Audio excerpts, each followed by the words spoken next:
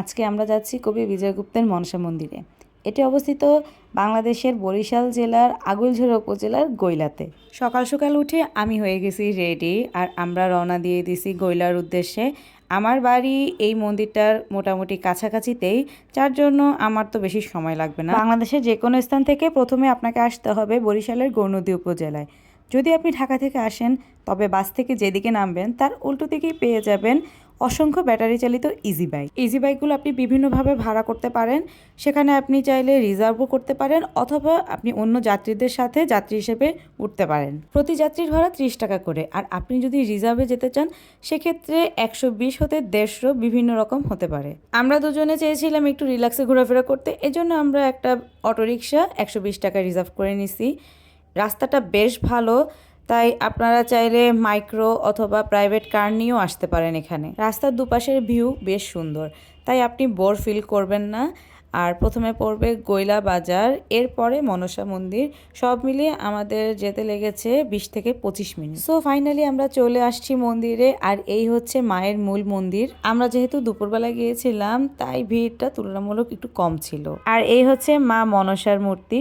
মূর্তিটি সম্পূর্ণ পিতলের এবং এর ওজন প্রায় 1 টনের কাছাকাছি। আর মায়ের সামনে রয়েছে সেই ঘট যেখানে প্রতিনিয়তই পূজা অর্চনা চলে। মন্দিরের উল্টো পাশে একটি মুক্ত মঞ্চের মতো রয়েছে, যেখানে মনসামঙ্গল পাঠ হয়। প্রতি বাংলা বছরে শ্রাবণ মাসের শেষ দিনে এই মন্দিরে বার্ষিক মনসা পূজা অনুষ্ঠিত হয়। এ সময় দেশ বিদেশের অনেক পর্যটক এখানে আসে। আমরা গিয়েছি বসন্তকালে, তাই মন্দিরের বাইরের পলাশ গাছে বেশ সুন্দর পলাশ ফুল ফুটেছে। মন্দিরের সাথে লাগোয়া একটা দিঘিও আছে, এটা মা মনসার দিঘি। এখানে অবশ্য এখন মাছ আছে, বিশাল বিশাল মাছ।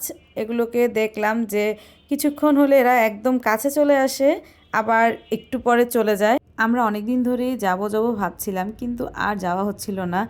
এবারে গিয়ে আমার অন্যরকম একটা প্রশান্তি অনুভূত হয়েছে। মন্দিরের সামনে দাঁড়ালেই চোখে পড়বে বিজয়গুপ্তের স্মৃতি বিজড়িত সেই শাইতান গাছ, আশ্রম, বিশ্রামাগার সহ অনেক কিছুই। মনসা মায়ের মন্দিরের পাশেই রয়েছে শীতলা মায়ের মন্দির, আর এই যে সেই মঙ্গল কাব্য। মধ্যযুগের বাংলা সাহিত্যের অন্যতম শ্রেষ্ঠ কবি ছিলেন বিজয়গুপ্ত, এবং মনসা দেবী কর্তৃক স্বপ্নাদিষ্ট হয়েই তিনি এই মঙ্গল কাব্য রচনা করেন। দেবীর মাহাত্ম্য ও পূজা প্রচার এ কাব্যের প্রধান উপজীব্য ছিল। এবার ফিরে আসার পালা।